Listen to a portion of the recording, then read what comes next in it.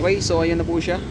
Yan, makinis na siya ulit. Nawala na yung gas-gas. So, ito muna kinabit yung side mirror para na sa may kabit yung pintor. Kasama natin ang pintor. Kasi ibabuffing pa nila ito bukas. Thank you.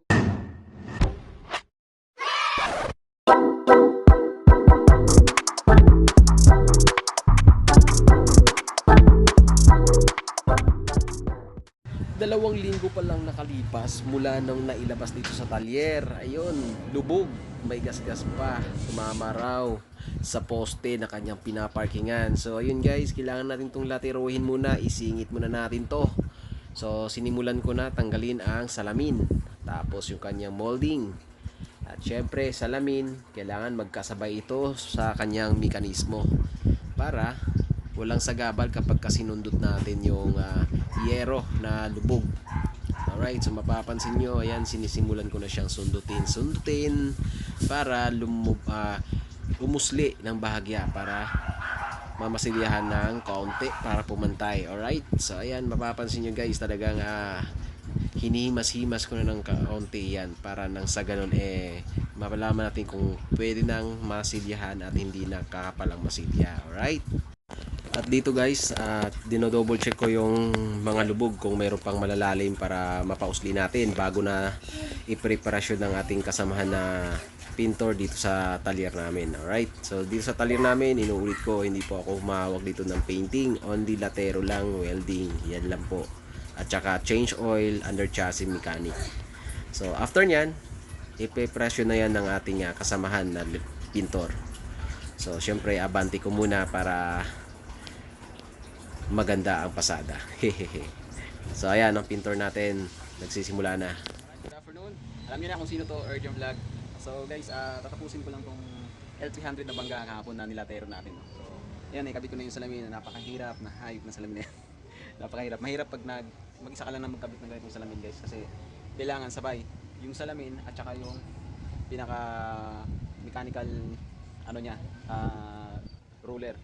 So ayun, napapansin niyo yung isa, binuuna rin natin yung kanina salamin side. So ngayon mag-aalasin ko na, so double time ko na lang to para makauwi na rin tayo. Alright, so maraming salamat nga pala sa bumili ng ating bags kaninang umaga. Maraming salamat Sir Romel at saka yun sa misis niya na pumunta sa bahay. At ikinabit natin yung gulong, ngayon sulit naman.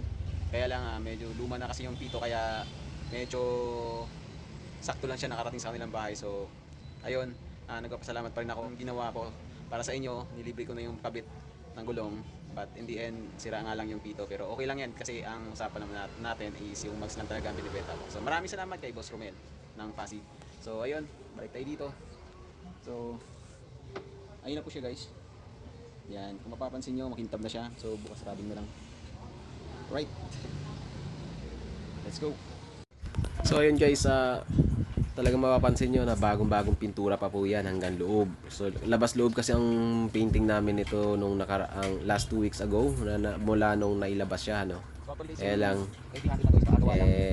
talagang inalas yung may-ari, nauntog pa sa poste ng parking. So ayun, anyway, ayos lang, at least minor lang yung gasgas ng sasakyan nyo. So better luck next time. Ingat po tayo next time, boss, yung may-ari nito, para hindi na tayo masasayad. So yun talaga, ganun talaga, minsan may pagdaan na ganun talaga nangyayari kung kailan na bago ng pintura, no? Talagang minsan uulit pa. So pasalamat pa rin tayo dahil hindi naman grabe.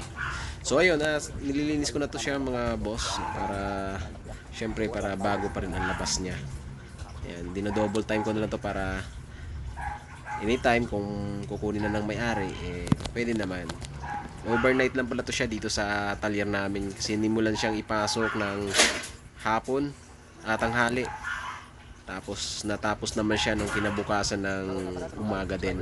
So yan, hapon pwede nang hawakan. Ayan, kinakabit ko na. So ganun lang, mga ka-skilled man maggawa si Urgent Works. And maraming salamat sa mga newcomers, new subscribers natin dyan sa labas at loob. Maraming salamat po sa inyo lahat. So ayun, bless up, brap, and ride safe sa lahat. God bless.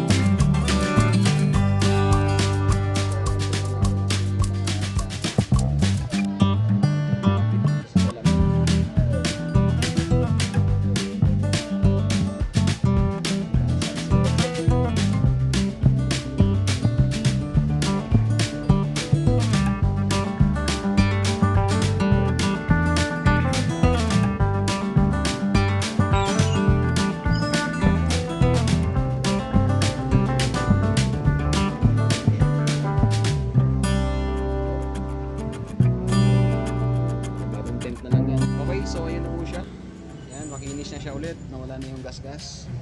Yan, so hindi ko muna kinabit yung side mirror, para na sila magkabit yung pintor. Yung kasama natin na pintor. Kasi ibabuffing pa nila ito bukas. Thank you.